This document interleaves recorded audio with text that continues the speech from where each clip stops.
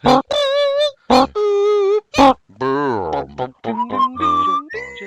there, hi there, ho there, Disney fans, and welcome to another edition of the Disneyland Paris Show. This week, we're going to talk about a trip report from Hugh, Bonnie and I, who have just returned from the reopening weekend of Disneyland Paris.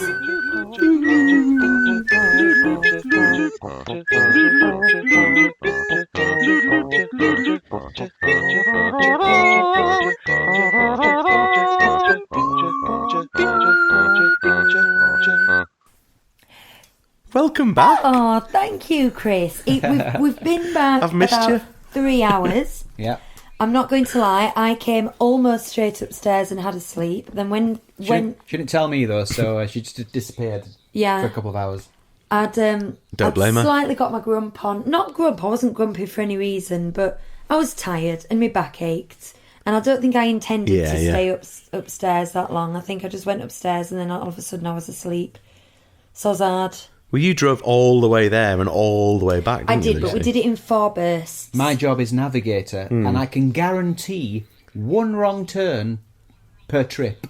He is Guaranteed. But an that's excellent navigator. it's usually at the last few steps, isn't it? We do a wrong turn. So on the way there, we got into a wrong lane, and we had to go a bit further down the motorway. Is it the A4?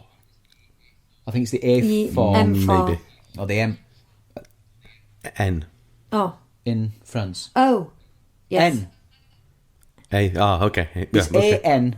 Oh, it's Good. one of those. Anyway, A. we had to go... Yeah, It's we A did or that an A. anyway. Yeah. But Yeah. this is, you know... Oops.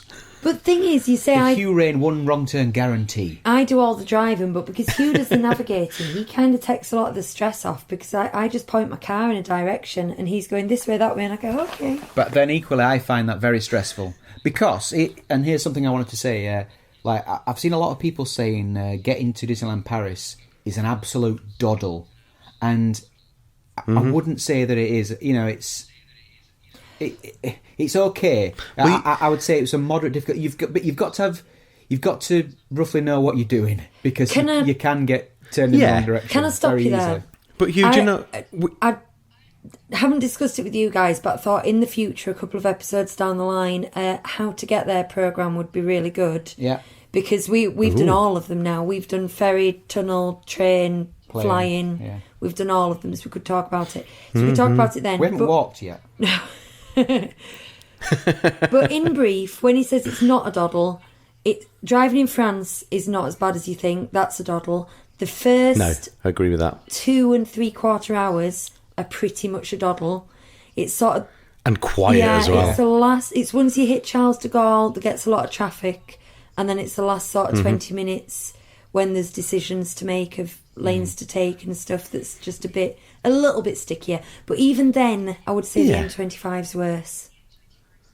But you know, Hugh, you could save yourself a lot of stress. We've got this thing called a satellite navigation system. Sorry, and it does the a what? navigating for you.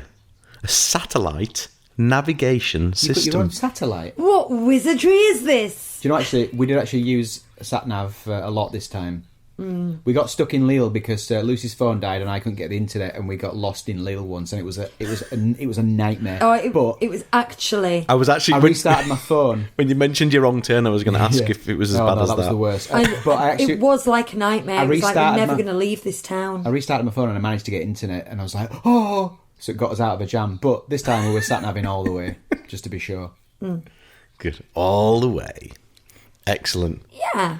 So what's going to happen, Lucy? How's this going to work? Well, we maybe should discuss this off air, but the thing is, I'm kind of meant to be the host of this. It's like Too last excited. week, I'm meant to be the host, but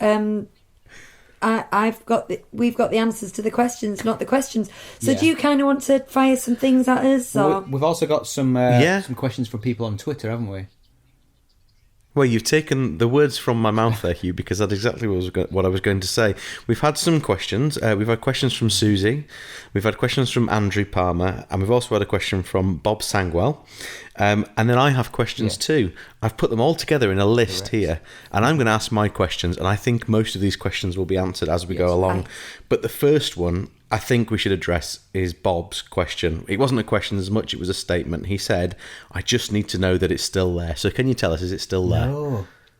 I'm sorry to tell you, it's spoiler. They've buried it. Okay. He's a little tease. I'm going to say it is very much still there. I've not even started my Pepsi Max Ginger yet. Oh, ginger. And everything you remember and love is Happy days. very much still there. Yeah. Right. Excellent. That's there. good to know. There we It go, is Bob. there. You'll be The magic very pleased to hear is that. there. Yes. That's a little bit poetic, but I think this is the kind of thing that requires it. The magic is still there. And Should we... you pretty soon get into a rhythm where it feels normal. Yeah. Yeah. Well, that's good to hear. That is good to hear. But let's take a step back a bit first, because let's get through the slightly boring stuff. How was the journey down, apart from your wrong turn at one point?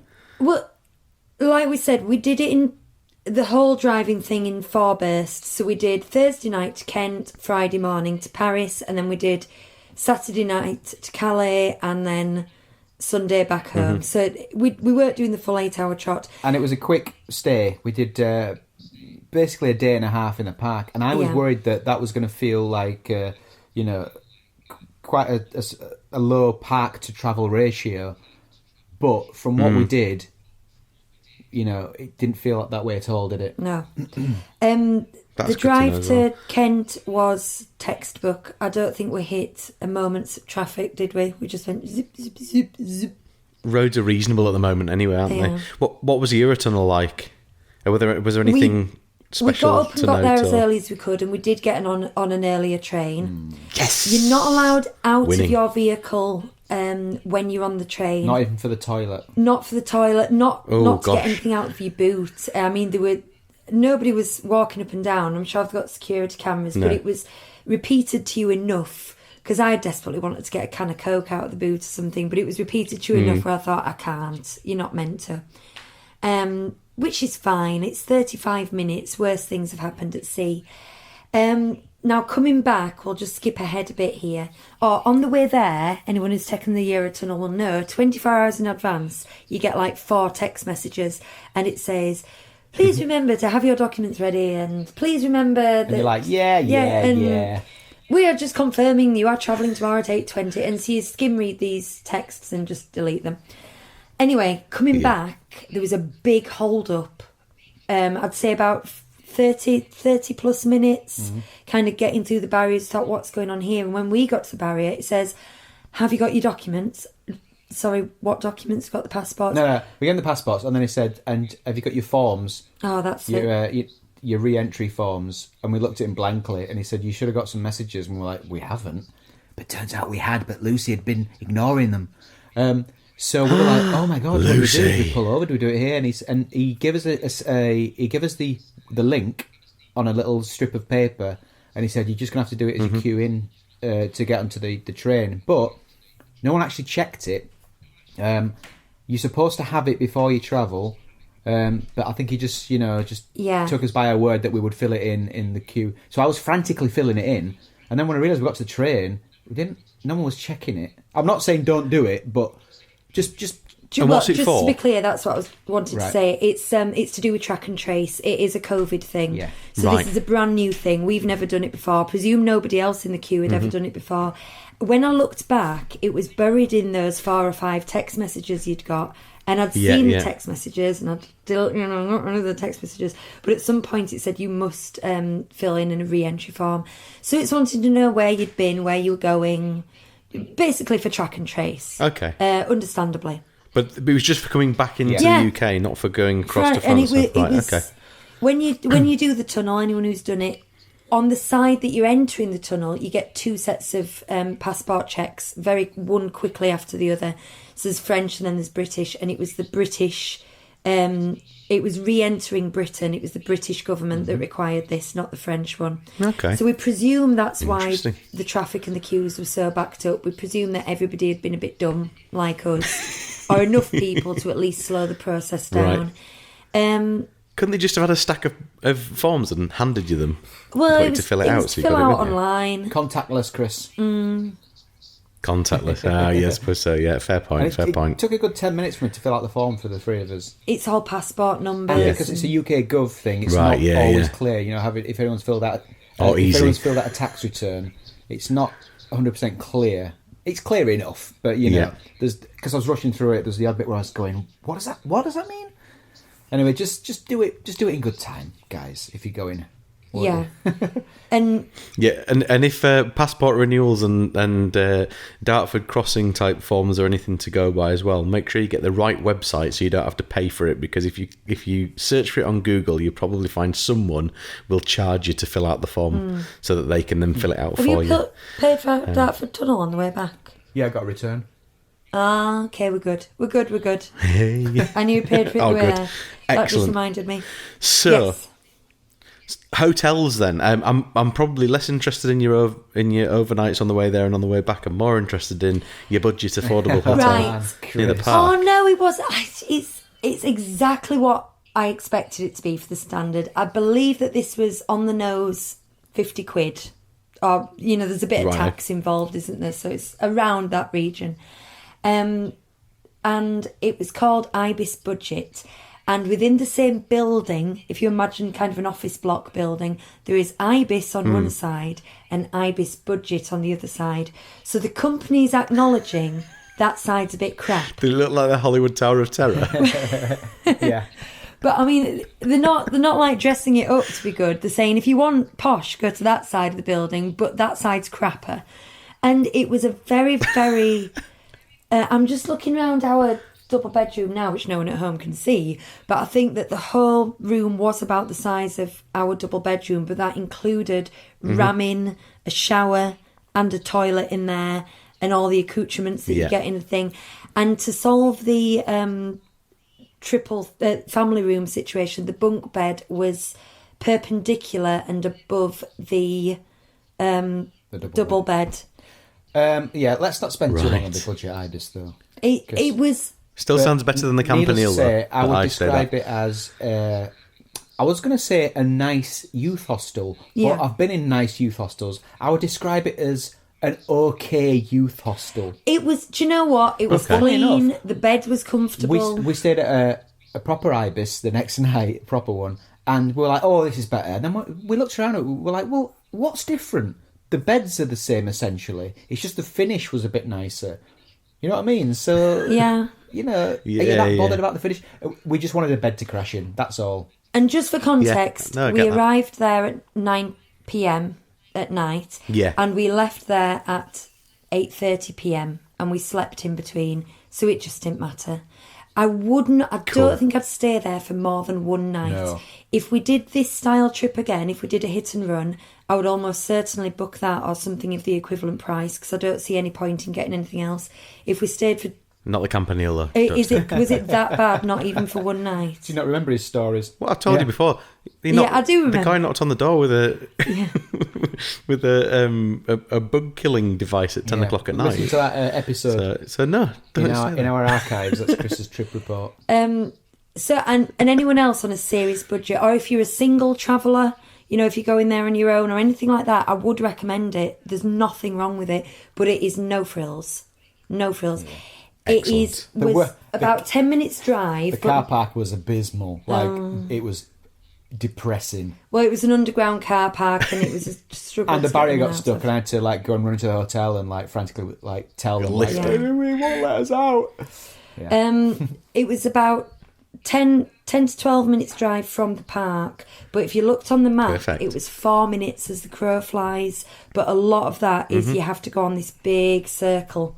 If you Well, Yeah, because the- it took yeah, us. the It took us and gyrator. said, "You have reached your destination." We're like, "We haven't," and then we had to go on this massive loop to get to the park. Car park. and all the signs were taking us away from we could see the park, and it took. Yeah, because you it can took see us long. Space Mountain, and you're driving away from it going, no! But it was just a way of back. getting out and back in again to get to the car park.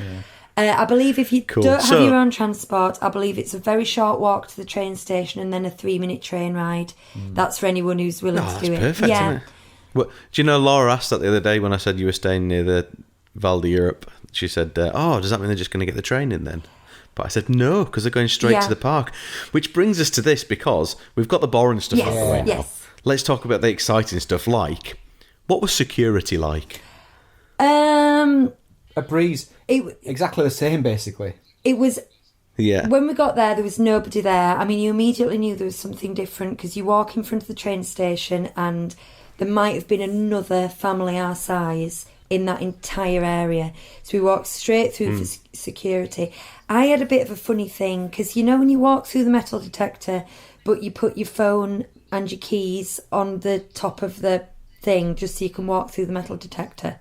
Yeah. The security guard, when I got to the other side to get my wallet and keys and stuff, was stood leaning against the metal detector, so I had to reach past him, and that was the first human being I'd encountered. And I was like, oh, whoa, social distancing, not happening. I don't think I touched like a this. single... But I think that was the worst thing that happened the whole weekend, was him not moving. I think one kid ran into me at some point. His elbow caught me. That's the only contact I had with anyone at any point. Wow, now- that sounds like There bliss. was no I difference, was- there was no temperature checks. I was worried about... because I went into the park with a neck gaiter. And if people don't know what that is, instead of a face mask with the straps, it's like a tube that you pull over your head and then you pull it up over your nose. Now, I'd seen that they were not allowing them in Walt Disney World unless they had ear holes in. So I cut ear holes in, my Chewbacca one, and actually that solved a lot of problems. It stayed up, it stayed in place, perfect. Turns out now Walt Disney World are not allowing those either because they can't really make a distinction between ear hole gaiters and non-ear hole gaiters, which is annoying because when you look at it, it's much better. It covers your entire head all the way around. It's doing the job, so isn't I was it? nervous, so I wore it. I got through, not a problem. So I wore my neck gaiter with ear holes. No one said anything. To be continued. To be continued. Just to go back to the security there, there's now 3 banks of very large security tents. One that is pointing towards the cinema, one that is where it always will have been, and then one to your right, which is the one we've kind of been watching building. All 3 of them with miles of green fencing to zigzag you. When we arrived there, like I say, we were the only human beings in that entire area. Walked straight through, that was 1 in the afternoon. The following morning, it was very light crowds for early magic hours. We chose to go to the one towards the cinema just because we could see 2 or 3 families at the one in front of us. And again, we just walked straight through.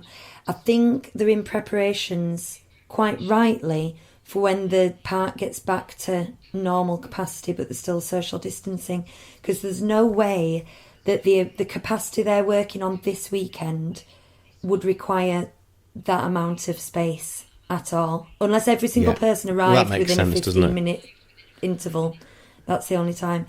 Can I just say, I did check the day before, and both Friday and Saturday were sold out on my screen. Now, we did talk before about, I think they've got a different pool for annual pass holders to normal people, so there might have been some space for normal people. But let's just say, for the sake of argument, that the days we're talking about were full capacity days. And I also spoke to a cast member on the way out on the Saturday and said, how long are these capacities going to last? Are you going to increase them? Because I know in Shanghai they've increased them by 1,000 a week, I think. And he said there's no plans to increase them at all till September, and he says, and then it's down to the government. But anyone who's going in the next month or so are thinking of going, if they can get a reservation. What we're talking about is a full capacity day. Wow. Now, on the way in, we did find a annual pass entrance. Annual pass? Yes. Yeah, the annual pass entrance. Because there's one at the left that as you go towards the entrance that not a lot of people know about. But this is like bunched in with all the other lanes. But we didn't notice this until day 2. But it actually didn't make any difference because it was empty. But it went back on itself, so it was actually longer than the non-annual pass queues. Yeah. So we I wouldn't necessarily recommend the annual pass lane because it's just a longer walk into the park. Obviously we only went in and out sort of twice, other than to go to studios, but all the turnstiles in the times that we were there were more or less empty. Yeah. Straight in. I think there was a family in front of us, but the length of time it took to walk towards the turnstile, they'd already got through, and so we then got through as well. So we experienced no queues there. Cool. I'd like to know what you did, but I think the first thing I really want to know is, tell me about the magic. Is the magic there? You said the magic was there. I want to know. I said to Lucy, I'm a very cynical, and you know, I love the parks, but I don't sort of go around misty-eyed. And I've heard of people going, you know, like, I'm home, and you know, that's not like, I'm not like that. But I did say to Lucy very early on, even before we got through, you know, you go through the gates, and then there's a little courtyard, and then there's the tunnel under where the railroad is. Even before that, I said to Lucy, I'm feeling a bit magical. Yeah. It's as soon as the Main Street Loop hits your ears and the train was in the station. Oh my goodness, we've missed that train. The train is in the station. The train was in the station. Yes. And it was, both days were perfect theme park weather days. Depending on your constitution, you might find it a little hot. It was 26 and 27. Yeah. Not a cloud in the sky, but it was not. We don't like the heat, and it wasn't unbearable. There was a nice little breeze. Well, it wasn't sunny on the first day. It was a bit cloudy. It was just like room temperature weather. It was perfect. So, and it's what you want, isn't it? Yeah. That sounds like my ideal. and the to be light honest. hits the castle. So as we walked under the train station bridge, and you're there, I need to. Can I talk about what the first thing that we did? The first thing that happened, or did you have something you wanted to add? Well, I was just going to say. I forgot what I was going to say now. Okay. So, I mean, I'm vlogging away, which I'm not a vlogger, but I knew I was going to do it for this trip because I knew there'd be a lot of questions you wanted answered. So, well, your vlogs that you did for your last trip were brilliant, so I'm glad you've done more. So I filmed Bonnie and Hugh going under there. A lot of this isn't intentional because I don't pre-plan things. I was just behind them, their silhouettes going. And as we went under the thing, we saw Daisy in the gazebo, no queue, on her own, doing these social distanced photos. Well, I was Disney bounding as Donald. There will be a photo attached. So we just ran straight forward. Hugh had touched me on the arm and said, Lucy, I'm really feeling magical. Now that is not Hugh behaviour at all. On camera? On camera he did. He went, turn your camera on, I've something I want to say. And he never does that either. He never joins in with the vlogs unless I'm like, say something here. So yeah, because I'm making my own video. He's doing his own It's thing. not a vlog, it's more of a video. Yeah. Who's watching Bonnie? Oh, she's making her own vlogs now. Yeah, she is as well. She's got a little VTech kiddie zoom pink camera, and she's vlogging away going, awesome. hi guys, here we are. Hi guys, it's the castle. Anyway, so yeah. So it said to turn the camera on. I just want to say something, and it's so un-Huey. She went, I am feeling the magic, and then straight after we saw Daisy, so I go skipping forward. I think somebody was taking the photo with them, so we just had to stand. But that was good because it took us a moment to look down For at like the stickers. 30 seconds. Because the first thing we did was we stood on the sticker. Yeah.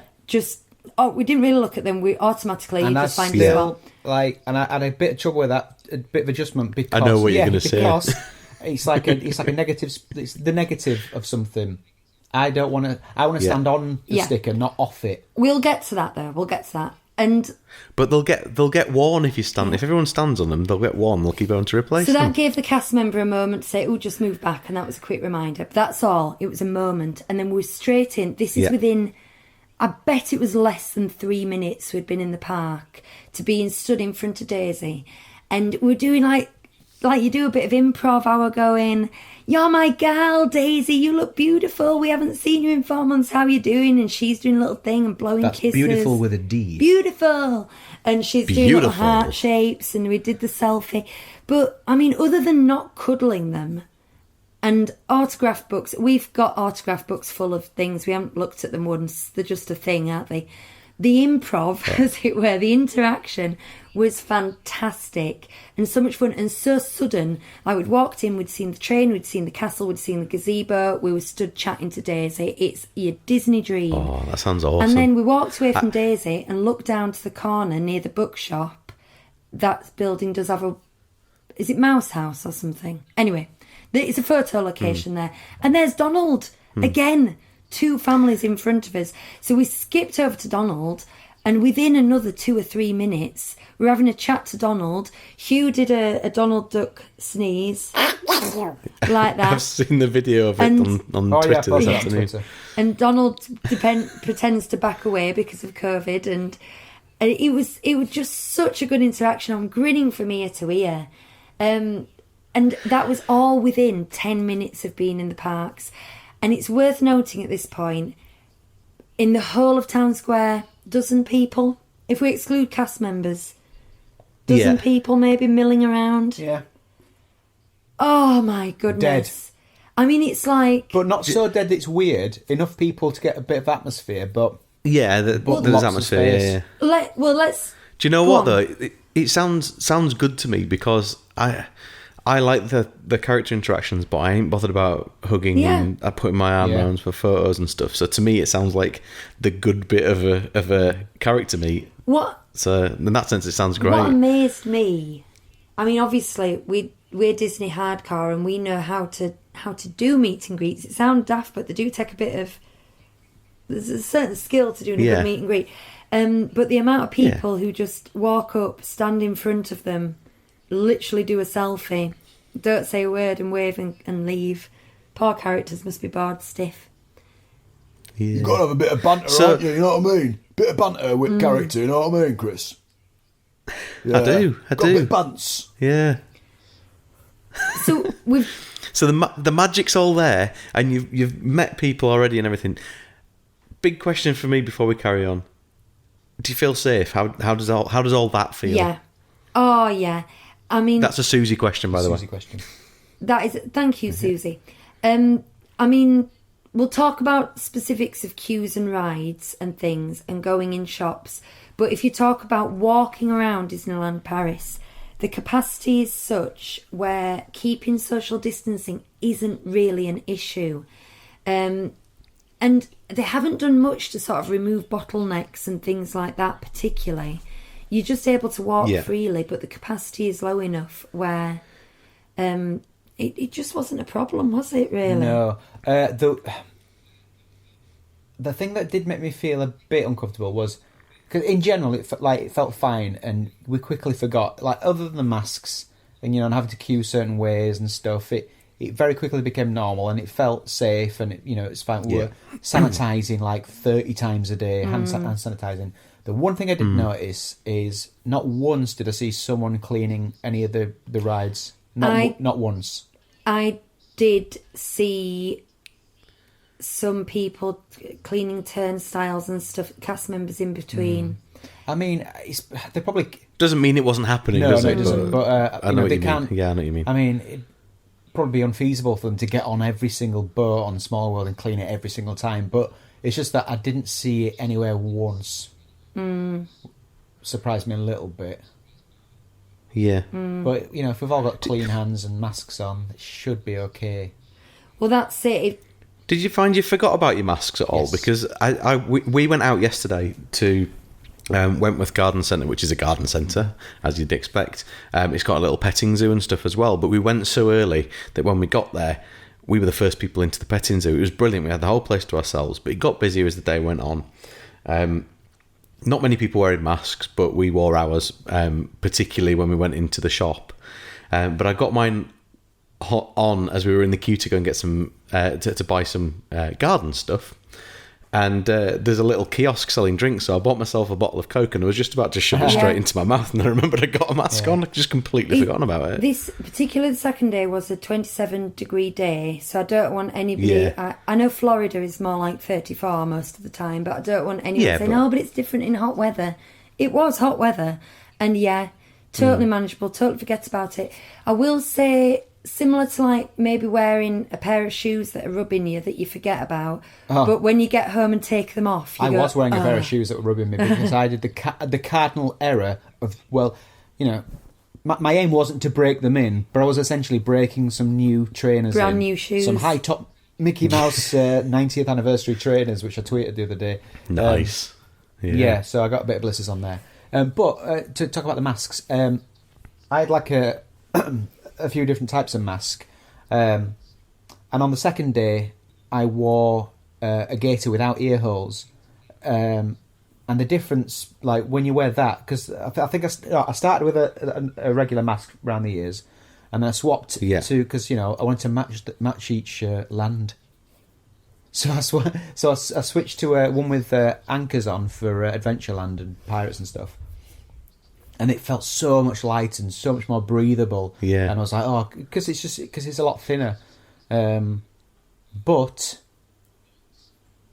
Well, actually, I will say I was nervous because that was without ear holes. But again, breezed through every turnstile, dozens of cast members, no one said a word. So, Gators at this point, ear holes or not, fine. To be continued. To be continued. What I was saying, I don't know if I finished my analogy then, but when you have something like tight clothes on or tight shoes and you take them off and you feel the relief, you do get that from masks. Even for just 10 minutes you do. It's like, it's great. It's actually, I said to Laura in the car yesterday, I said, actually, when you take your mask off, it's really quite a nice feeling to take it off and to be able to breathe clearly and everything again. Not sweaty, but Yeah. you're slightly moist. So when the breeze hits you moist, it cools really you down, yeah. The only time when it was a genuine, like, this is awful problem is if you have to exert yourself in any way. And there was two things. There was one point where I was carrying Bonnie because she wasn't happy. So the weight of having to carry her and walk, I was getting a little bit out of breath. Probably nothing I'd normally notice, but at that point I felt like my mask was suffocating me a little bit. And another time I ran back to the car to get an external battery for my phone, and I really did speed walk. And again, when you're breathing, when your heart rate increases, it does become quite suffocating. But those were very specific times. And I actually remember thinking, oh my God, I'm so unfit. Why does this feel so bad? Oh, it's because you're wearing a mask, Lucy. So I'd forgotten about it enough to not even know why. I think in general, you totally get used to it. It's completely fine. Yes, it is better, like, when you sit down to eat something and you whip your mask off for a bit, it does feel nice. Yeah. But it's perfectly manageable. You can wear it for hours. And it's perfectly fine. Because we were nervous about it because we almost went to Florida until the flight got cancelled. And I was like thinking, is this going to be the thing that, seals the deal, of us not going? But I can totally imagine doing it. It would be hot, it would be uncomfortable, it would be sweaty, but it would still be manageable. Can I just talk about in Florida, in places like Universal Studios as well as Disney, they've got these U-Rest stations, which are big open areas where you can go and take your mask off. Paris don't have anything like that. I expected to find one when we were there, even though I hadn't heard one. They don't. However... Do we know that for a fact? Toilet cubicles. Yeah. Well, I didn't see any, did you? No. And there's not been any mentioned. However, there are a few quick service places closed, most notably Last Chance Cafe and Fuente del Oro. And Fuente del Oro, if you know it, has got a big tiled courtyard.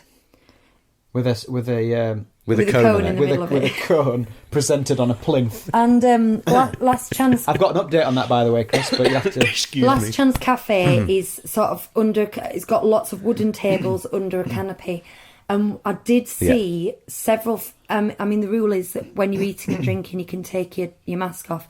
But I saw several families in those areas without the masks on, not eating and drinking, but kind of because they were sat down separate at tables...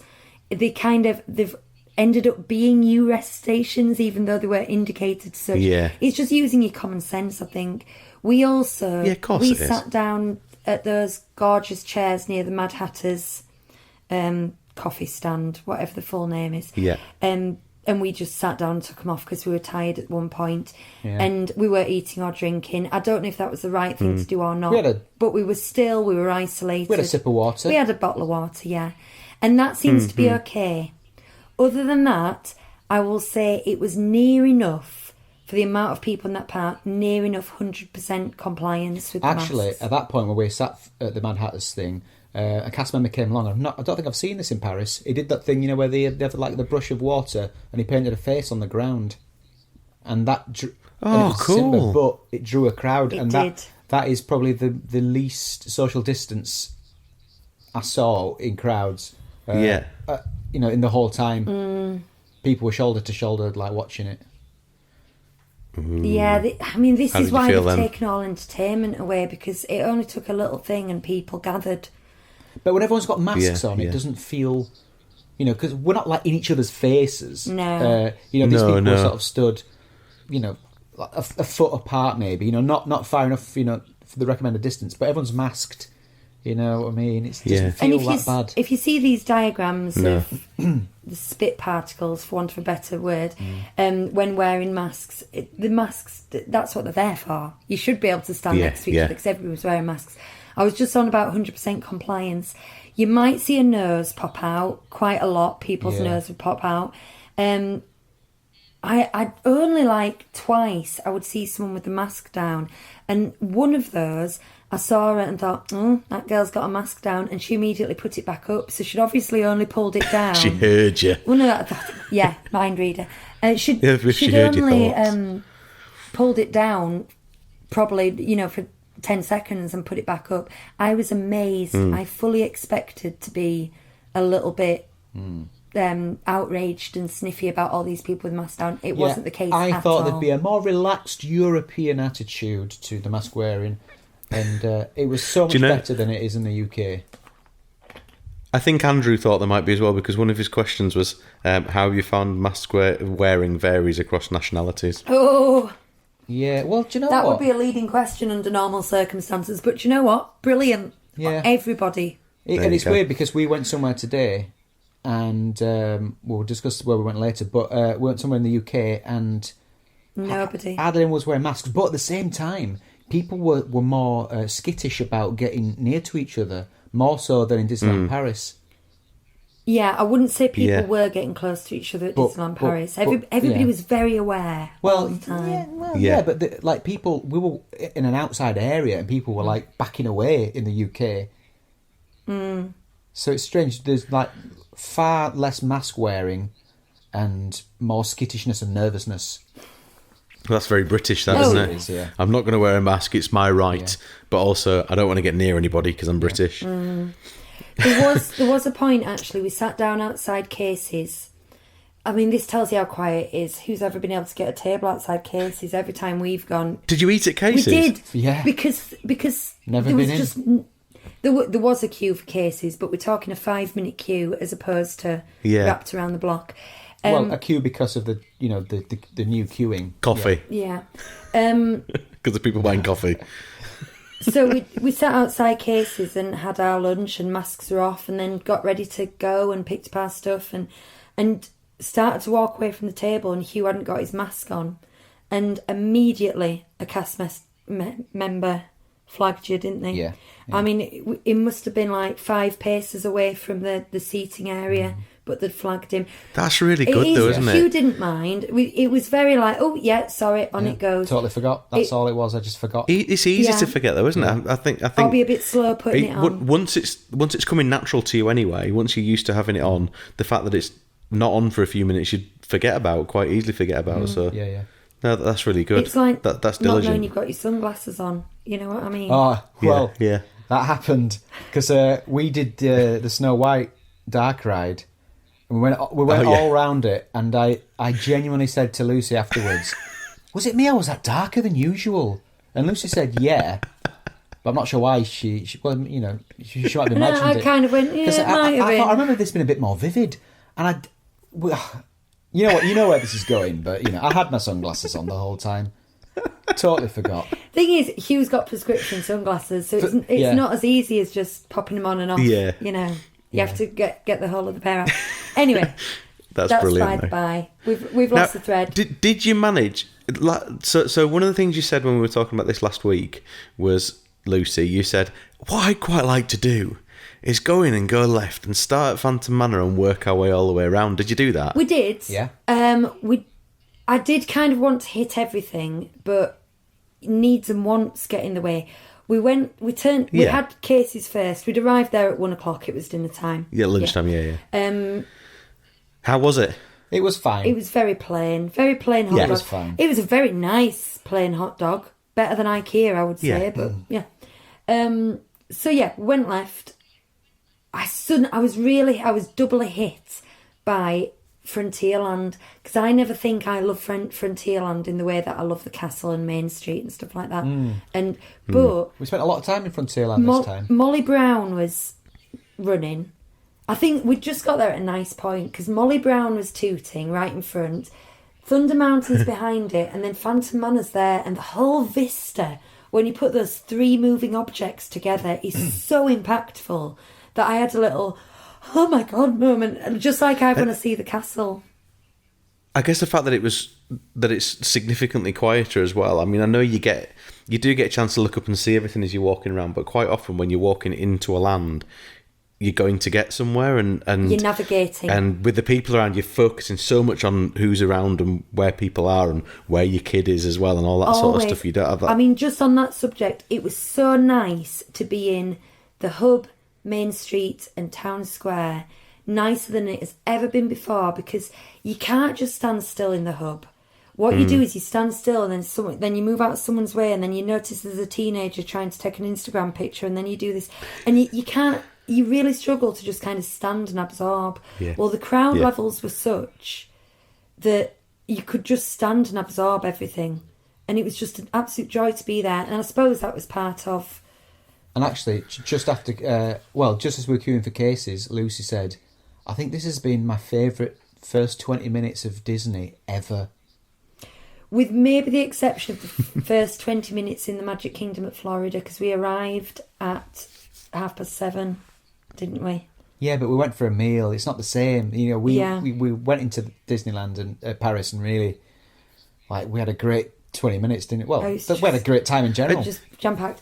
It's not only that. You've gone there knowing what Disneyland Paris is like usually, probably with slightly lowered expectations because of everything that's going on, because of the whole situation. And even just to go there and see that it's functioning, in a good way, and you're feeling the magic and everything's happening right, then to have Donald and Daisy both there and available straight away and so on, I totally get that, because that whole experience is always great when you first arrive at the park, I think, but to have it all reaffirmed just makes it that bit better, doesn't it? It was fab. Well, I'm assuming it does. It was fab. So, went to Phantom Manor. Now, it was, at that stage, a 25-minute wait. Now, we're going to talk about wait times throughout the park. Was it that long? It was, yeah. I got it on camera, and it was pretty accurate as well. For the most part, we will talk about an absolutely killer half hour we had the second day. For the most part, things were walk-ons. However, there are exceptions to that because of the nature of the rides. Now, Phantom Manor was doing 6 parties. Now, to be fair, there could have been 7 or 8 people in a party. But they probably break that up, though. They might do. Because you get stood in a square, and the square's not big enough for probably 8 not. people. But it was 6 parties into these squares. Is this how they were doing the stretching room? Yeah. But if you were one person, you would be a party in a square. So understandable, the least that they could have, the least capacity they'd have would be 6 people going through that stretching room. And again, it's so much better because you're always packed into that room, aren't you? Yeah, and you there's are. always a little whiff of BO from someone or cigs for someone, or so I suppose if we say they can have 5 in a square, the maximum would be 30, but it probably wouldn't be. So they really, really reduced the capacity on that ride. They reduced the speed that you go through it. So I think that oscillated between sort of 15 minutes and 25 minutes. I kept my eye on the app the whole weekend. But again, who's going to begrudge a 15-minute wait for Phantom Manor? It's normally 45, so no problem at all as far as I'm concerned. I've got something to say about these stickers, Just a little, my summary of it is... now, I understand, in the main walkways, generally, obviously it's better to have "Don't stand here" stickers, because what's the alternative? Don't stand. If you took a negative of that, you've basically got to sticker the entire park except for little bits. So I get don't that. Stand there.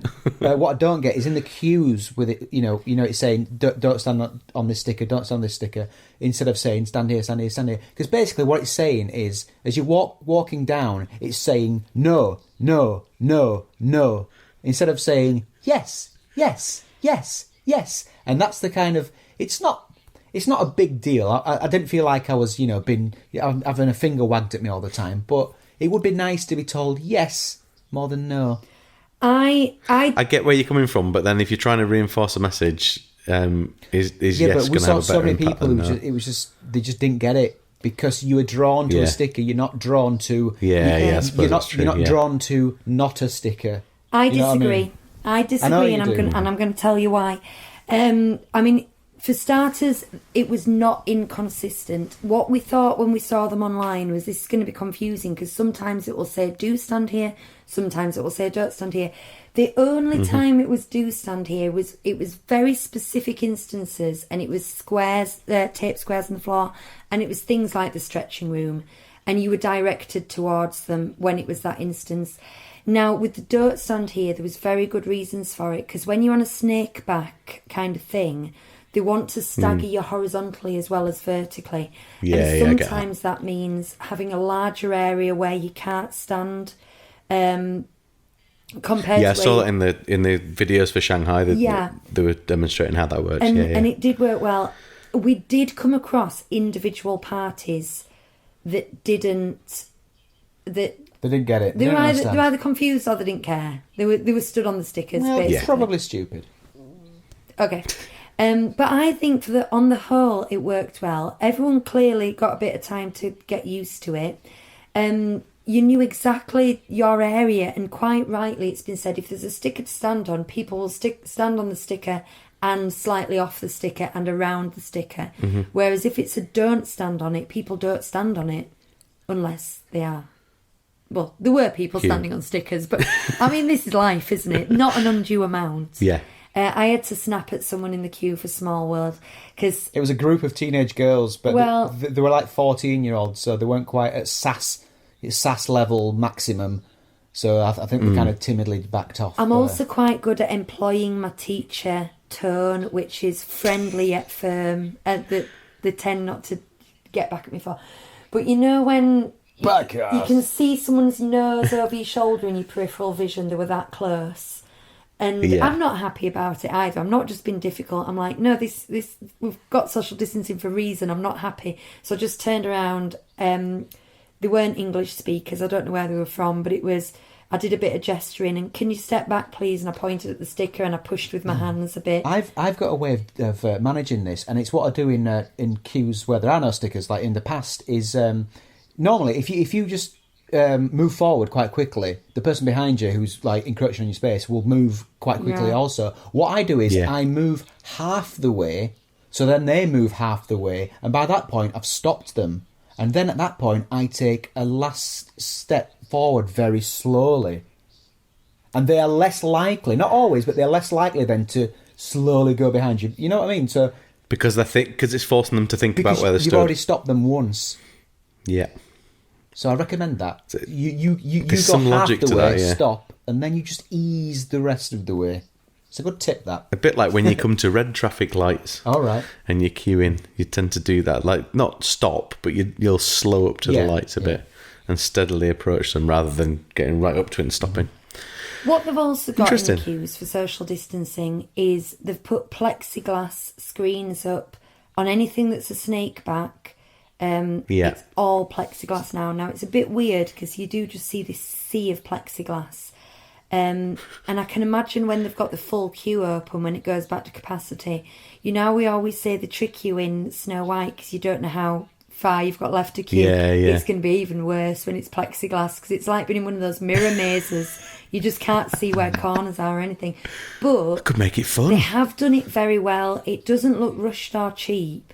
They've done it all in theme. You know, the panelling is in theme and is painted to colour. It's very unobtrusive. And I'm actually, from a hygiene point of view, I'm glad of it. And I don't think stuff like that will go away. In a couple of years' time, the stickers might go away. The masks probably will. Excuse me, hiccuping. The masks probably will go away. But I think the plexiglass screens, why would you get rid of those? Why would you say, oh, it's all right for you all to breathe on each other now? It makes more sense. Yeah, well, it's not just going to protect from this, is it? It protects from colds and flus and all sorts of stuff. So, yeah, I can see the benefit of it. So what happened next? Let's tell me a bit more about what you got up to. So next we went on the Molly Brown, which is a very nice sort of relaxed sit down. Not really. Bonnie was very timid this entire trip. So her first ride was Phantom Manor, and she went back to eyes closed shut the whole way round, and she was kind of humming to herself to reassure herself, bless her. She didn't seem bothered once we got off, but while we were on it, she wasn't happy. And then we got the Molly Brown, we found a place to sit, and then we were right by the speaker, you know, for the boop, boop. It comes out of the speaker, and it made her jump out of her skin several times. So she wasn't very relaxed. We were. She had to move. I do worry about what effect lockdown has had on 5-year-olds, but that's a different situation. It's the first time she's been anywhere stimulating in months. But yeah, we got top deck, we got sat down, there was markers on the floor again where not to stand. This was a time it maybe didn't work so well because, like Hugh said, you have to stick the whole place, but few enough people on the boat for it really not to matter. We were alone in our area of the boat, and the geysers were running. The smoke was running on Thunder Mountain. That's something I meant to mention on Main Street. They seem to have used the time closed to do the little repairs. There's just a little lick of paint here, and everything was gleaming. So that was good. Now, in theory, the next thing we should have done was go around the corner and go on Big Thunder Mountain, but Hugh wanted a mango whip, and I thought we'll all have ice cream. Well, what I wanted was a pineapple whip float. Yeah. But this was one of my questions is that, because you posted a picture of it, was it pineapple or was it not? It looked like it was mango to me. My usual spot in Adventureland, at the entrance, the Aladdin part of Adventureland, and it was a different cart just doing like coffees and breakfasty type, crepe or something. So they didn't have it, and I was fuming. And then Lucy found what's it called? Bries or something. It's down some steps outside. Café de la Brousse. And they were doing opposite Colonel Hathaway's. So, no, yeah. It's near there. It is. It's on the corner of it. Yeah, on the corner next to it. Oh, actually, no. It's that's a little one. It's not that just one? Behind there. There's another one. Right, But it's basically that same complex. And they were doing the mango whip. And actually, when I had it, I got into the flavour like more than the pineapple one. Is it like a Solero? It's just the depth of the mango with the ice cream. Magnifique. So I was happy at that point, very happy. Excellent. Big Thunder Mountain was a 5-minute wait. I just needed to get that in as we went past. Yeah. Jealous. Pirates was down. We went to Pirates. It was down. It was down. This was a bit of a sad thing because we sort of said while we're having our ice cream, I said to Bonnie, right, what do you want to do? And she was, I want to do my 2 favourite things. I want to run around Adventure Isle. We always talk about running around Adventure Isle. Yeah. And I want to go on Pirates. So we went to Pirates and it was temporarily down. Monsters on the boats, the guy said. And so we went, never mind. We'll go around Adventure Isle, see if it's open. When we got to Adventure Isle, obviously now I think about it, all the caves were shut because you can't social distance in a dark cave. In the dark. No. So it was a little face. She's not a difficult child and she's not a wanting child really, but when she does want something and then you have to just say it can't happen, a little face was just so disappointing. She's like me. Once she's got an idea of something in her head, if that's removed from her, she finds it hard to deal with. Yeah. But we went to Peter Pan next. It was a 15-minute wait. No fast pass, no nothing. 15-minute wait. It was a true 15-minute wait. Did you go in the normal queue? In the normal queue. 15 for the first time. Yes. Oh no, we walked through it. Through it last time. Oh yeah, during I was going to say, is it not just early magic hours we walked through it, but that was a true walk on, wasn't it? Yeah. Right. All plexiglass, everything for the doubling back. Yeah. 15 minutes, a quick 15 minutes, how it felt like. I think that was the only time we went on it, but looking back at the app when we walked past it, I think it stayed at 15 minutes the whole time. I don't think it got higher, but I was looking out to see if it went down to 5 to do another walk on, and I don't think it did. But again, 15 minutes for Peter Pan when you're normally talking 45 to 60. And then went to the Mickey. Still not quite worth it though, is it? I mean, 5 minutes worth it. It's not quite worth it for 15, but yeah. Mickey Mouse Theatre. Now, we've never gone in the Mickey Mouse Theatre because we've done character meals and we've met him in... And again, it's another 75-minute wait quite often. 5-minute wait, socially distanced. It started off with being Mickey, Pluto and Goofy, and then it went to be Mickey and Chip and Dale. It was a bit weird because... Was there no music playing in there? I don't think there was because it was so odd. You have Mickey come out and when we were there, Chip and Dale came out to join him, and because it's silent and they're not making any noise, all you can hear is the clompy feet on the stage, and there's something really awkward and like kind of funny about it. It's like, guys, you know, you can speak if you want to, guys. I know you're in there, and I couldn't get over that how odd it was. Yeah. Then we tried to do the train, but we think at that point because it was the station behind the Mickey Mouse Theatre. I think it just closed at that point. Was it about 5 o'clock or something? It must have been, but okay. I don't know. We'd killed 3 hours at that point. I don't know. We didn't feel to have done enough. Anyway, it was shut. We were doing things at a very lazy pace. I can tell you what time it is because I'll have a timestamp on one of the videos I took at the time. But you know, this is a general thing for the whole holiday. I would have thought we were only there for a day and a half. We've got lots of things we want to do and see. We're going to run around like headless chickens trying to do everything, and it's going to be a really, really busy holiday. And it was actually the opposite. It was more lazy than any Disney holiday has been for ages. And I think part of that was the crowds. It was 20 to 5, by the way. 20 to 5? Yeah. Oh, they were probably preemptively closing it then, because the railroad shuts at 5, you see. But if it's doing circles, they might just... It could have been on its last ride. Yeah, they might not have gone back there, Sorry, so I think because of the crowd levels, there was no pressure to do... Because you knew you'd be able to jump on that ride later on and that it'd be no queue. You just knew you would. And also it felt more relaxed. You weren't dodging people and getting out of people's way and doing this. And you really felt like you could find somewhere to sit and just enjoy sitting. Whereas normally, where we mentioned near Alice's Curious Labyrinth, sitting down there, it's not a nice place to sit usually because you're in a real bottleneck and a thoroughfare, and people are just walking past you at high speed all the time. When we sat there this holiday, you could really just sit and take in Fantasyland in a totally different way. Do you wish that the crowd levels were always like that? Asks Susie. Oh hell yeah! Yeah. They were perfect. the only reason I wouldn't is because I'd know that it would be bad for the park. Yeah, it wouldn't be manageable. And it was just right. Yeah. I wouldn't have wanted fewer people, particularly. Yeah, because that would have been creepy. I posted a picture of like Bonnie and Lucy walking through Adventureland with nobody around. But I did say on the tweet that it's not always like that. No. But occasionally you can get an entire street where there's nobody there, and it looked like we were there after closing, didn't it? It did. There was a few times like that, but like in the heart of Fantasyland, it was a busy buzzing. Buzzing's the word. It was buzzing. Yeah, that's what you want, exactly. Isn't it? The party was hopping. Yeah. And I found myself just stopping and looking at architecture that I've always known is beautiful, but people are messy. Looking at groups of people is messy.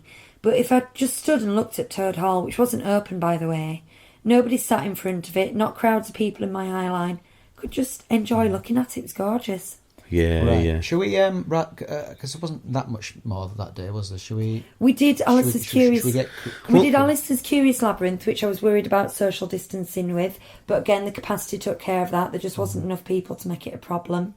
We had dinner at Hyperion Cafe. Yeah, we cancelled what is normally a buffet meal just to see what it was like, but we weren't hungry, so we cancelled the Plaza Gardens reservation, and we just went for a quick stop at the quick stop. Yeah. I did really want to report back to you on that, but it just would have been a waste of money, and all you can eat buffet when you're not hungry. The Hyperion. Oh yeah, no, it's not worth it. The Hyperion is playing Mickey Shorts, which we're loving because Bonnie's well into those at the moment. I love them, and go in there, sit down, watch some Mickey Shorts. Great.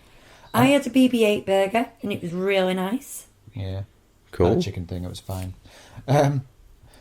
Chicken thing. Andrew did ask about how breakfast works, but we didn't have breakfast in the park. Yes. But I suppose, if he's like as Lucy pointed out to me earlier, he's probably asking that to see how buffets work, but we didn't actually experience the new buffet, so I don't know. I could tell you how it would have worked at the Ibis budget if we'd had it, and that's just like a little box of croissants and juice, you know, as opposed to all you can eat buffet as usual. Just one more thing before we finish up that first day. We did Autopia, advertised a 20-minute wait at 10 to 8, which is when it was meant to finish.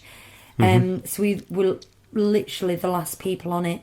And as we were doing it, they were parking the cars away, weren't they? Which really slowed our wait time down because every car that pulled in, a member of staff would jump in it and drive it off. And so we had to wait for like 8 cars before they put us in one. But then we were driving around this track with no other cars, which was really, really odd. Nice. Now, I just want to mention this because I really wanted to know how the day would end at Disneyland Paris, because how the day normally ends... So does Susie. Susie wants to know what about the fireworks. There you so go. That's good. I'm glad you... Normally, at the end of a Disney park day, instead of people going home, it gets busier and busier and busier and busier as everyone congregates for the fireworks, or at least the central hub does. And then it's the fireworks, and then all at once, all these people leave. Clear off, yeah. So, for starters, it was already quite quiet, because if it gets to 7 o'clock and you've done everything you want to do, no fireworks, you just go back to the hotel. So it's already very quiet. But, and I can feel the lump in my throat rising. What happened was all the staff came out of all the shops on Main Street and lined Main Street with Mickey hands and waved you goodbye.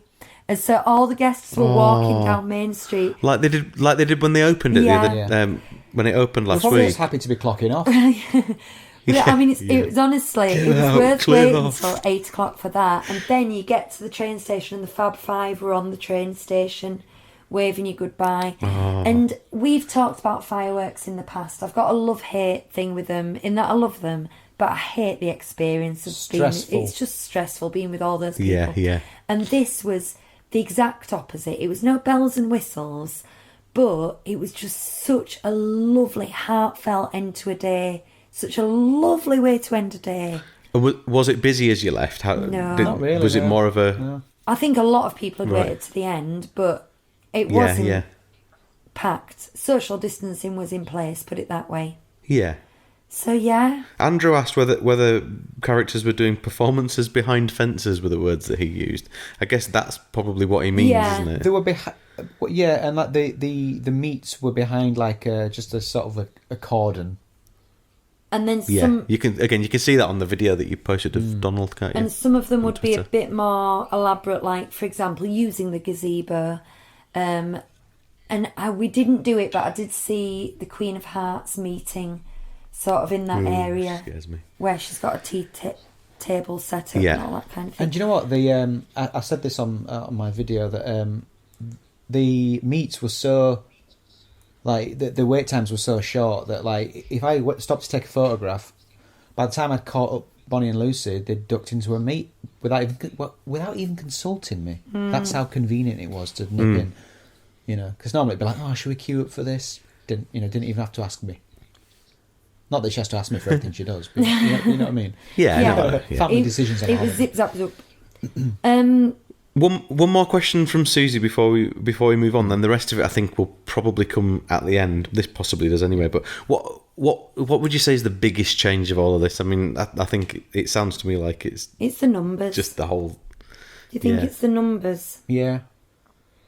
Because it sounds like the magic's all still there. And yes, it is because it's rules quiet. to follow and stuff. But it's blissfully quiet. Yeah. It is also, I think, apart from the number of people in the parks, getting rid of the daily parade and the daily fireworks, stop those stressful points of day. Because if ever you've tried to walk across Main Street 10 minutes before the parade's due to start, or any within an hour of the fireworks, that's tamed as well. Yeah.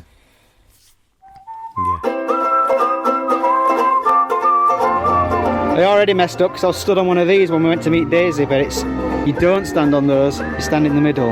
I think that's confusing. Do you? I like it. We're queuing for Pirates. It's my favourite ride. What's your favourite ride?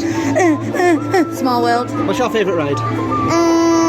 This ride, Pirates of the Caribbean. Correct. This is my favourite 20 minutes I've ever spent in a park. That's And a lofty claim. Look at the delicious breakfast snacks. Of course, nowhere's open, but you can look at the pictures. The Coco statue's still not here, but I'm glad to see they've gotten rid of the cone. Just in Adventureland, and there's one thing that will make or break whether or not this is a good trip for me or not, and that's if I can get a pineapple whip float. I had it open, I had my finger poised, it went to 10 a.m, I clicked it, and for some reason it kicked me out of the app. Fuming.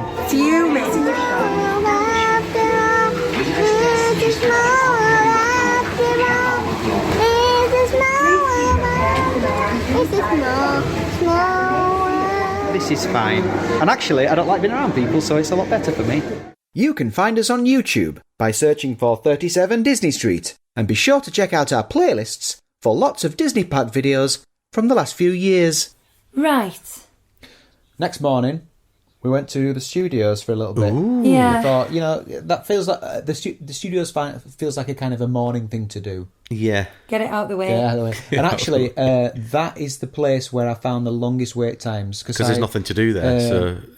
No, well, I went to Crush and I thought, let's give it a go, 45 minutes. Ooh. I went to Tower of Terror, 50 minutes, Ooh. so I didn't do any of these. So then, while Lucie and Bonnie were off doing something else, I thought, well, I'll go and check out the parachutes. 25 minutes. And because it had been 5 minutes for everything the day before, 25 minutes felt like, no, I'm not doing that. RC Racer, 60 minutes. I guess, though, thinking about it, so Tower of Terror, they're going to have, similar to the stretching room, they're going to have limits to how many groups they can have in each lift, which is going to severely restrict it.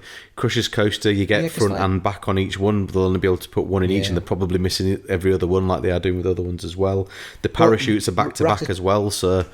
Yeah, it's because Ratatouille 5 minutes. Yeah. What's the Cars one called? Cars Route Rally. Right, 5 minutes. Well, it wasn't actually. It was a walk on. Can I just say that I did keep an eye on the app though, and later on in the day, Tower of Terror was 5 minutes. Right. So it might have experienced. Maybe they had some not running or something. Can I just have a rant about something with the studio? Yes, we love a Lucy rant. Well, it's not a massive rant. It's a come on Disney, sort it out. I might actually... They don't know unless guests actually reach out to them and say this was bad, do they? Oh, you must be grumpy. But this line Bertie thing, the reason we went to the studios first thing is because Bonnie really wanted to meet Anna and Elsa, and again, there's not many things that she really wanted to do, but she's had a Frozen resurgence recently since Frozen 2's come out. She absolutely loves it. Yeah. She had a Build-A-Bear with the Anna outfit and all that jazz going on. So we get there, and that's why we went first thing, because it opens up at 10 o'clock, does the line Bertie. Mm-hmm. At 9:59, I had the app open in front of me, and I had my finger poised to press get ticket, and I pressed it, and it kicked me out. And then by the time I got back in, which was 20 seconds later, it was full for the full day. Oh. Right, and this is with low capacity. So then I tried again. At 10:15, the Olaf one opened. So I did the same again, and I got the Olaf one, no problem.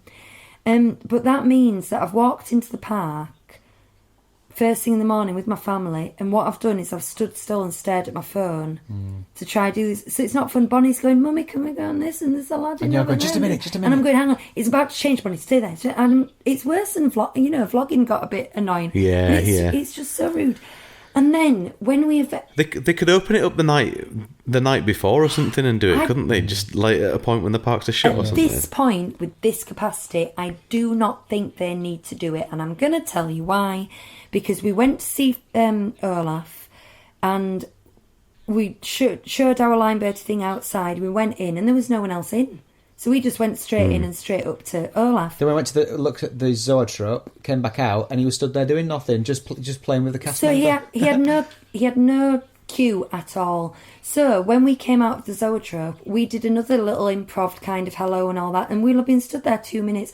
And during that 2 minutes, nobody came, and we left. So these line Bertie things are not giving out enough tickets, or they're not popular enough at the moment. I think it's creating a kind of... people are getting him and not going. Just let me get to the end of this rant. And so then we went over to the Mickey and the Magician, because they've got a different kind of meet and greet there.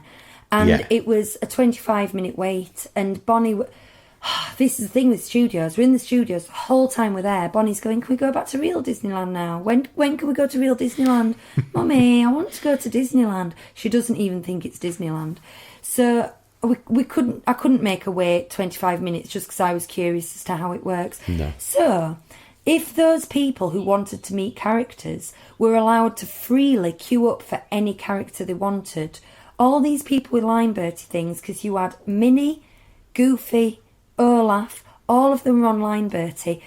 They didn't have anybody near them. They didn't have anybody greeting with them. They didn't have queues because no one was in the queue because it's Line Bertie. I didn't see a queue outside the Anna and Elsa one. And if it had been queued for half an hour for that, me and Bonnie would have queued for half an hour for that. Yeah. So I think it would have... people just discount it because they can't bother with the Line Bertie, or they fail to get tickets for the Line Bertie. And then it causes queues somewhere else. So it's doing the opposite of what it's meant to do. It's not dispersing crowds. It's a waste of the characters' time because they're actually limiting the number of people who are going to meet them. I just think it's a terrible, terrible system. I think it's creating like a coronavirus toilet paper rush for something. Yes. Because people know it's limited, I get what you mean, people are rushing for it unnecessarily. Let's all of us do it, and then 5 or 6 people end up booking it, booking a slot, and then actually, but it's just for one family. Yeah. That sort of thing. Yeah, it wouldn't surprise me at all. So, yeah, but I mean, it's the studios all over that, isn't it? Though, you know, it's not been. I mean, it's a rush job. I watched the Imagineering episode on it on Disney Plus the other day, and it's depressing. It just explains so much. It's depressing.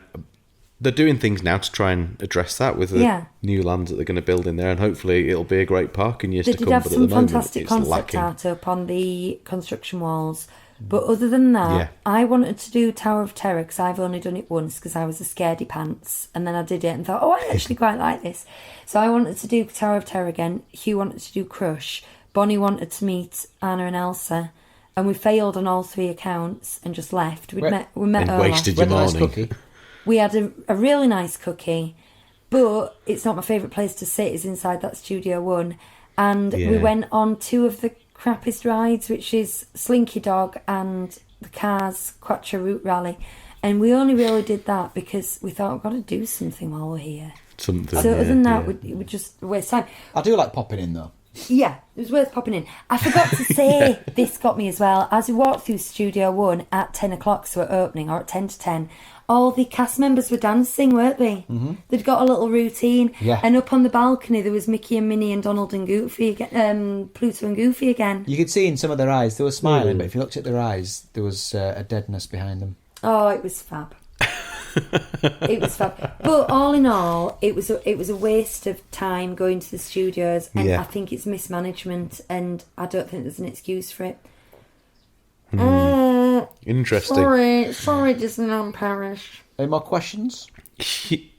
Well, I have a question for you, Hugh. You've said to be continued twice, and I don't feel like the story of your mask is complete It isn't, yet. but it slightly ties in with the train. So should we talk about the train? Do it. Talk about the train. That was a bit of a wait. It was about 35 minutes, maybe, something like that, waiting for the train. But it was fine. And it was so nice to see it pull... Well, mind you, it pulls up and you're like, yeah, it's here. But then nobody gets off it. So then we have to wait for the next one. And that almost happened the second time, but we managed to get on the second one. And it was so great to be on it. Because like, we forget that there's the Frontierland diorama, isn't there? It's nice, and isn't then, it? And is that station open again now then as well? Yeah, all the stations were open. Right. I think I heard this on Dedicated to DLP.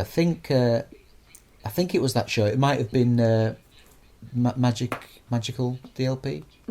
One of those two claimed that the train, when you're on it, you can see through Pirates of the Caribbean ride. Or someone said they were on the Pirates of the Caribbean ride and they could see the train pass by. And I was like, what? Turns out you can. And we realised that we didn't see it when we first went in 2017 because Pirates was shut at the time, but the train was open. So we wouldn't have seen anything because it was dark. And then the train We're going along and, hello, there's Barbosa, like all lit up through a little like cutout, and then we could see Jack Sparrow as well. So yeah, you can see through into Pirates of the Caribbean. I remember going through that bit, and I remember seeing things, but I didn't realise it was Pirates of the Caribbean that I was seeing. So I mustn't have been paying much attention. Have you been on the railroad then? Yeah. There's just Frontierland was shut though. But yeah, I've been on it. When was the railway? It only shut last year. Was it open last year? Well, it must have been. Was it open when we were there in January? No, we went in November. We went in November 2019, 2018, didn't we? First time. We must have just So been. we went to Halloween and it's shut in the January or the February. But you know what? It just creates a nice atmosphere to know it's going and it's tooting away and boop boop every so often. Yeah. But to conclude, right, so that was I enjoyed it. It's a great way to cool off and nice relaxing time. Lovely. You can ride around as much as you want, but we decided to get off in Discoveryland. Let somebody else to get on. So we got off in Discoveryland, and as was going down and out, a couple of cast members waving au revoir, bonne journée, and then one of the cast members said, "Excuse me, do you speak French?" Somewhere a little bit, English, okay. And she said, "Oh, these masks." Now I'm in my gaiter, my regular gaiter without any ear holes. She said, "They're not allowed." Immediately, I'm like saying, "Oh, that's fine. I have spares," and I kind of suspected this was going to happen. So after over a day and dozens of cast members basically were just turning a blind eye to it. This was like 2 PM, wasn't it? Yeah, this one random cast member said, "Oh, excuse me, that mask isn't allowed." Jobs worth. No one else, and I wasn't bothered, and I was glad to know. So the conclusion for anyone listening, if anyone cares, because hardly anyone is bothered about gaiters anyway. Now it's inconclusive as to whether the ones with ear holes are allowed, but I suspect not. They've probably got to have a hard line on just no across the board to gaiters in general. So I think no to net gaiters. I'm still going to wear them in the UK because they're much more comfortable. Right. So that was my gaiter story. There we are.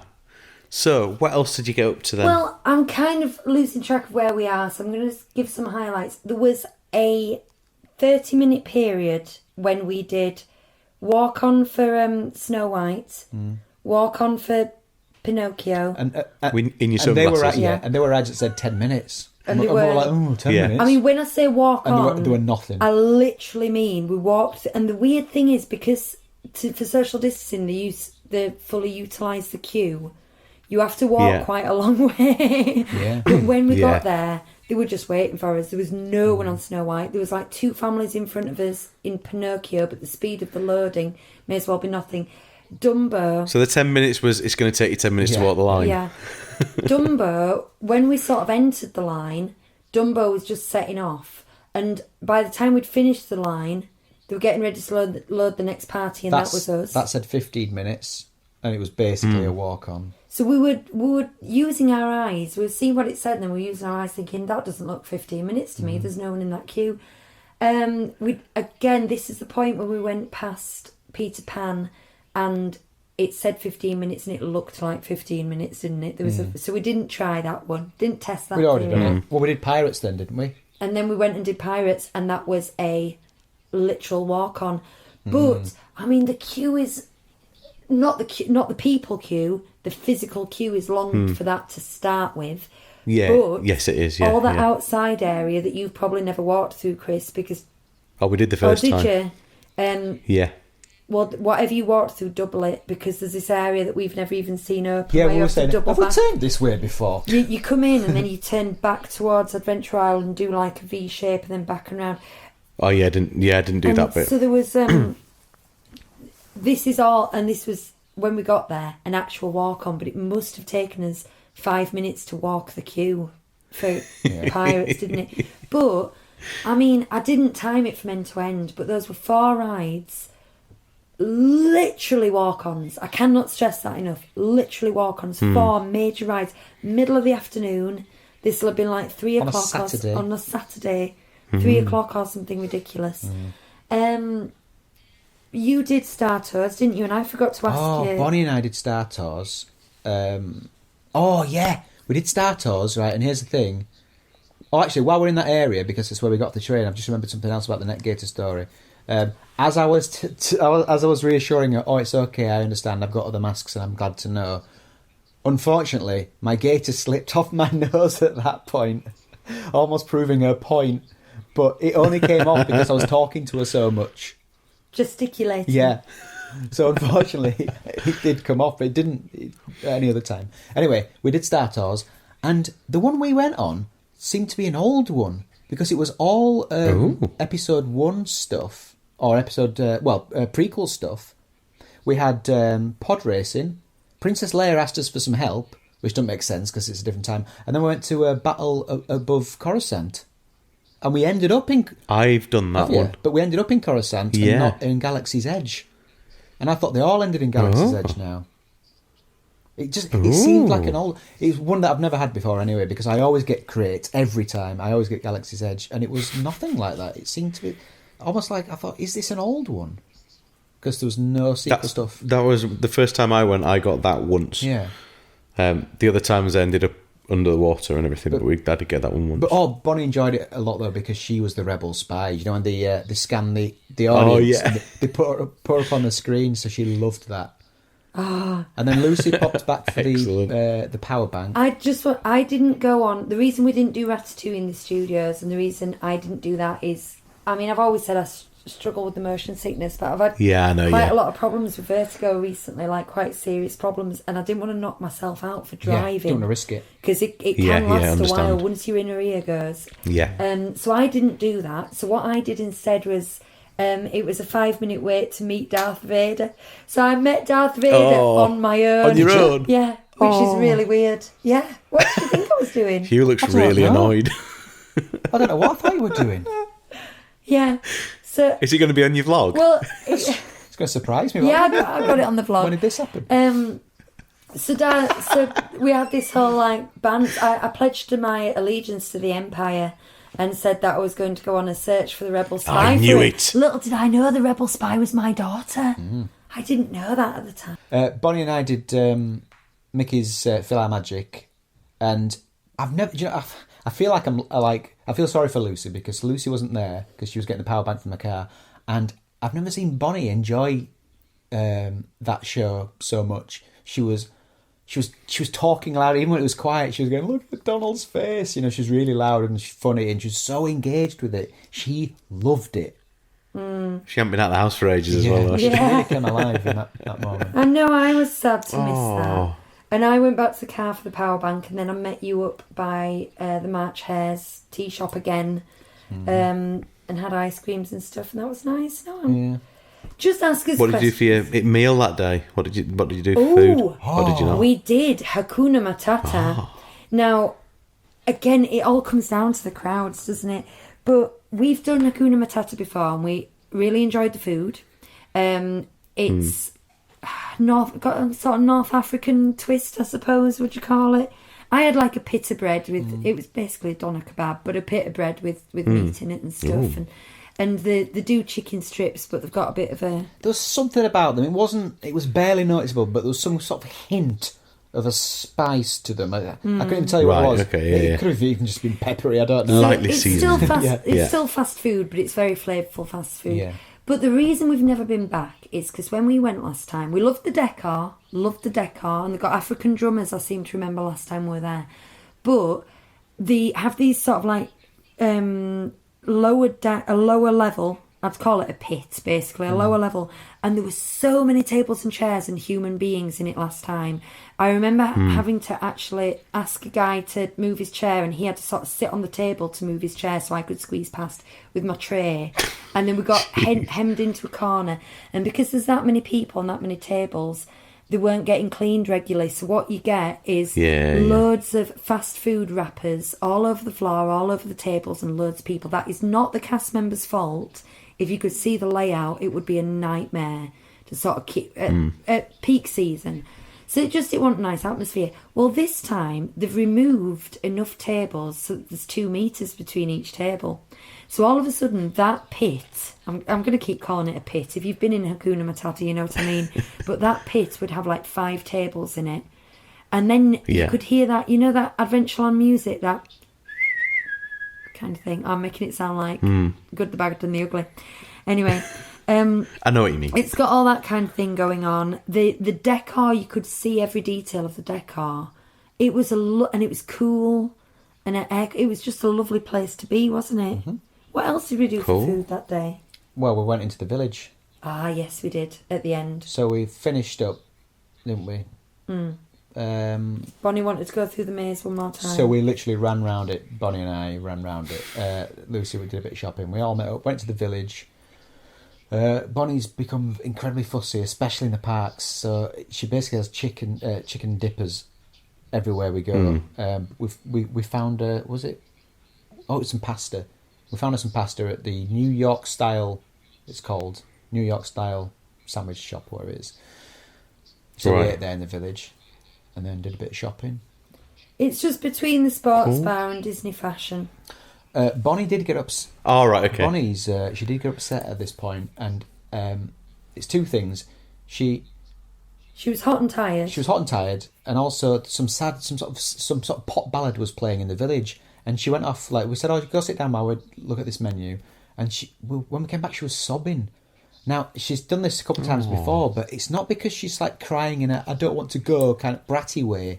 It's like her heart is breaking a bit that we have to go. I don't want to leave Disney. You know, and she's just sat there quietly sobbing to herself, trying not to make a scene, or she's not padding, tantruming, and it's so heartbreaking to see. Yeah, and it really gets me. Lucas got a bit like that both times we've been. Does it upset you the way? Because when I see her like that, I get really upset as well. Yeah, I mean, I feel like that as well. When we go as well, but especially when you're driving home as well, and it's such a long drive home. I mean, I feel like that at pretty much any holiday where I've driven to ever. You've got that long drive home, especially if you're in the south of England and you're driving north, because it feels like you're driving uphill all the way back. I know you're not, it feels like it mentally, and all that's in your head is I've got to go back to work tomorrow, blah blah blah, and you've just been in this place. It just makes you happy the whole time you're there, in spite of the niggles, in spite of the little things. It's just such a happy place. I get it. Also, I do kind of worry. Bonnie's an only child in a family that have bought Disney annual passes, and it looks like we're going to have 4 trips on these annual passes, if not 5. And she lives in that world. And I'm beginning to question how much she appreciates it, or how magical it is. She comes and goes with it. She's like, and not bothered. It's like, oh, we're going to Disneyland. Oh, cool. No, she loves being there, but she's never surprised that we're going, is what it is. Which is a nice problem to have. Yeah, but when you have moments like that, it's not that I like to see my daughter sobbing and stuff, but it really makes me think... Makes it all worthwhile. She does feel the magic. She does feel the magic, just like the rest of us. We did some shopping, Chris, and we picked up a few bits that I want to show you. But I propose we maybe do that on the next Itty Bitty News shows. Just a little 5-minute thing. Interesting. We did. Are we? Well, Chris, you set us a challenge, didn't you? Remind us. I did. Remind us what the challenge was. You can probably tell by Lucy's groan there what the outcome is. But go on. I want my books as well. You want what I said? I think probably not in so many words. It was Phantom Manor Decrypted and the Pirates of the Caribbean equivalent. Right, so you asked us to get you both of those, which we haven't done. Yeah. I'm afraid to tell you. No, I figured. What we have done is got one of them, which is the Pirates one. Oh. So we have got you one. That's awesome. Thank you know very what? much. I'd kind of planned in my head that you'd be like, oh, you big tease. You guys. But it kind of fell flat. But we do have your Pirates of the Caribbean book here. That's awesome. Thank you very much. Congratulations. And just a tease for like when we do talk about shopping. You know, I always say I always latch on to one product that stays with me, and I think about it for the rest of my trip. And I'm like, no, I'm gonna go back and get it. Well, that happened this time. Yeah. But I'll tell you about that on the next show. Oh, I'm excited to hear about it. New show. Well, that was one of Andrew's questions, was what souvenirs did you buy? So, Andrew, you're just going to have to wait and find out next week. Well, I'll quickly answer it. Disney shopping is one of my favourite things to do in a park. That's one of the reasons I go. But I didn't really do much of it at all this time. I didn't feel the need. We were enjoying everything else, weren't there long. However, I do always want to get a pin that defines that trip or different aspects of that trip if we have a particular fond memory. And I was Disney bounding as Donald Duck, and we'd had that first amazing interaction with Daisy and Donald. And so I wanted Daisy and Donald pins, and they were nowhere to be seen. Absolutely nowhere. You would think, gutted. key characters. And through looking for them, in general, there wasn't a great selection of pins at all. So I don't know. I mean, we were only on the third day of opening, or we were on the Friday. I don't know if maybe they just haven't replenished the stock, got the new releases. I don't know where they're manufactured, if that's been slowed down. But as a bit of a pin connoisseur, I would expect to see several dozen different ones if I went to all the shops. But going to all the shops, I seem to see the same dozen. So I don't know if that might change next week. But yeah, poor selection of pins. Oh, well, that's disappointing. It is. I got a generic 2021 in the end. But I've already got a 2021, so I've now got two 2021s. Lucas bought the spinny one. This one. Yes, that one, yes. There you go. So that's We have That one, listeners. that one. So it was the only one that had spinny Donald one. on it, you see. It's got Donald on it. Yeah, of course. So that. Cool. I had to get that. I do feel like I was a bit underwhelmed, and I'm not underwhelmed. I'm just thinking back now to that moment when you revealed that book and how disappointing my reaction was. So I told Hugh he needed to have a fanfare ready to play. We can drop a fanfare in. No, we can't. what? So it falls even flatter. Yeah.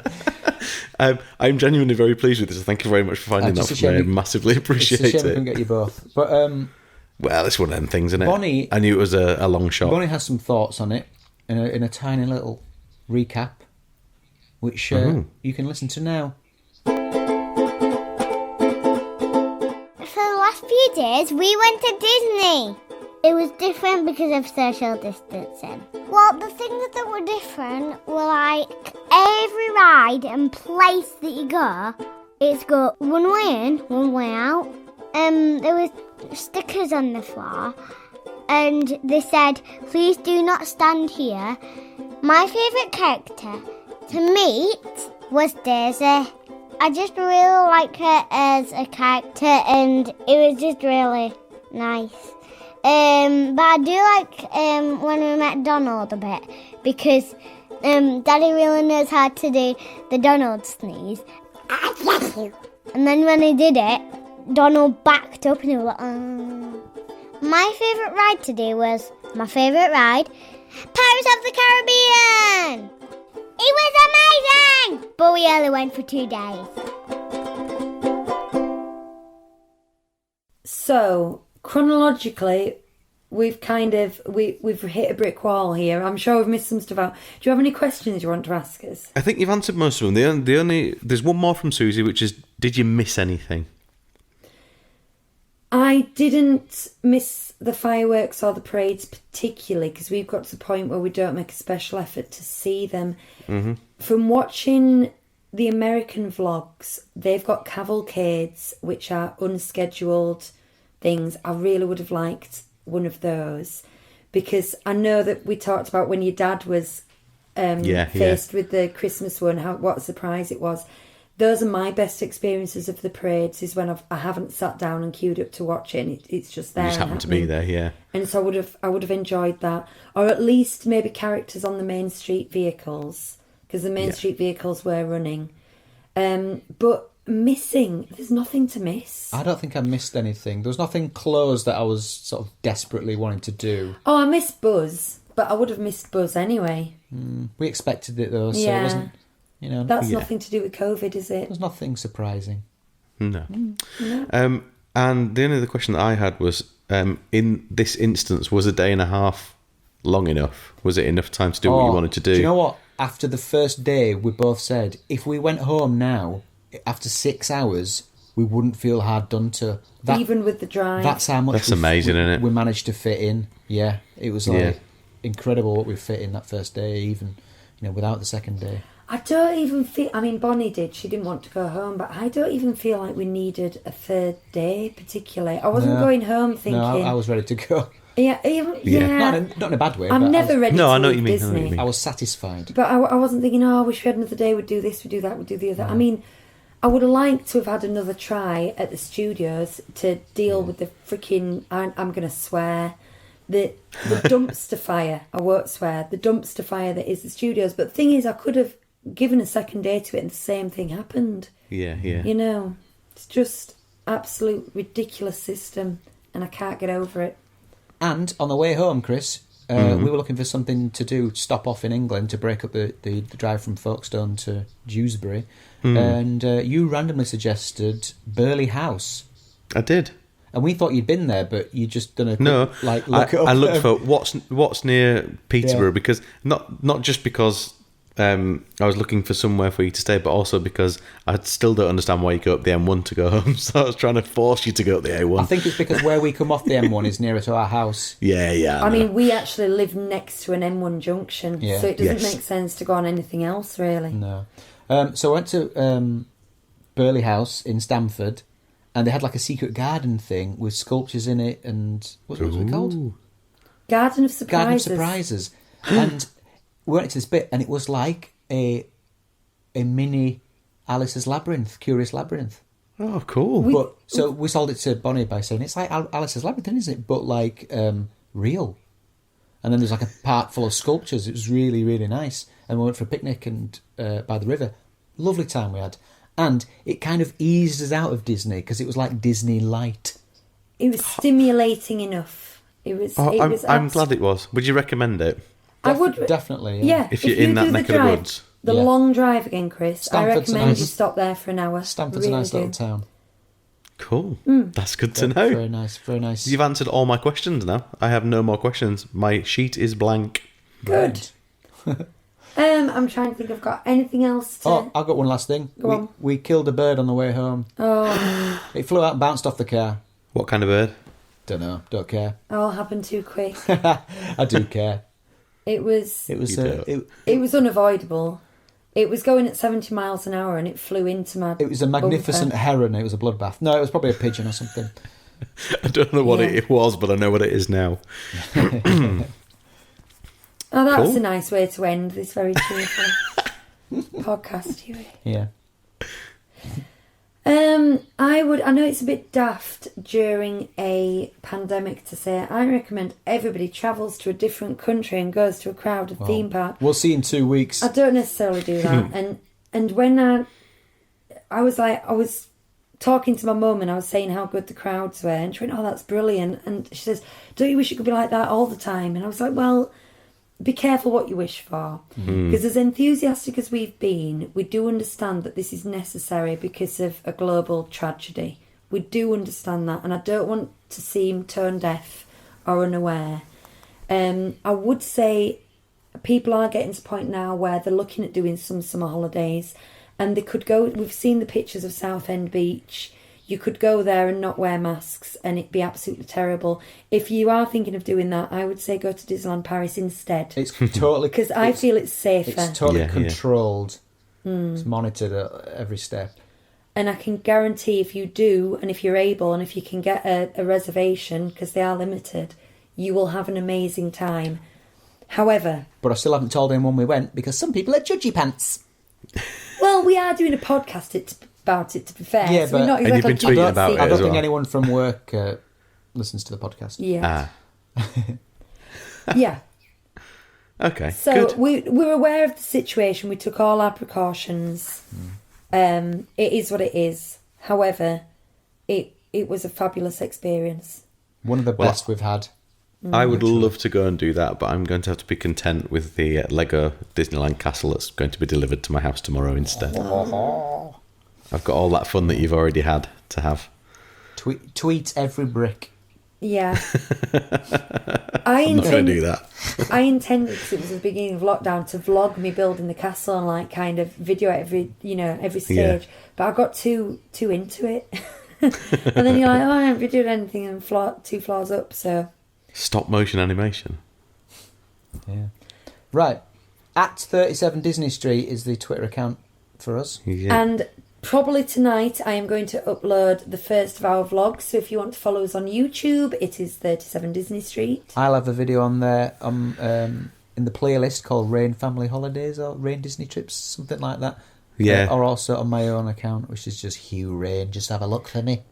And we've started putting this show on the YouTube channel as well. So if you listen to this usually and you fancy listening to it on YouTube instead, you can do. We're even talking about maybe doing some video versions of the Itty Bitty news shows in the future as well.